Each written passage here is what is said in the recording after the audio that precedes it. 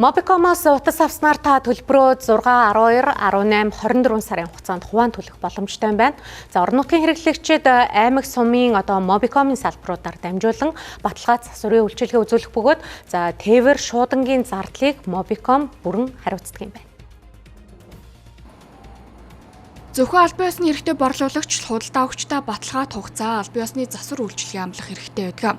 Харин албан бус борлуулагчаас авсан тохиолдолд эвдрэл таны буруугаас болоогүй байсан ч үнэгүй эсвэл хөнгөлөлттэй засвар үйлчилгээ авах боломжгүй юм. Өөрөөр хэлбэл та утасныхаа засварын төлбөрийг бүтнээр нь өөрөө төлнө гэсэн үг юм. Mobicom-ийн албан ёсны засварын төвөөс бусад албан бус газар хувь хүмүүсээр засуулсан тохиолдолд засварын чанар баталгаагүй байдаг. За энэ нь дахин эвдрэх, доторх эдэнгээ солигдох, бүр уцаа тонуулах эрсдлийг дагуулдаг байна. За эцэстээ хямдхан гэж авсан утастай нь давхар зардал бухимдал авчирч болзошгүй юм. 3 сараас урт хугацаанд 6-аас олон удаа хуваан төлөх боломжийг олгодог цорын ганц албан ёсны борлуулагч бол Mobicom.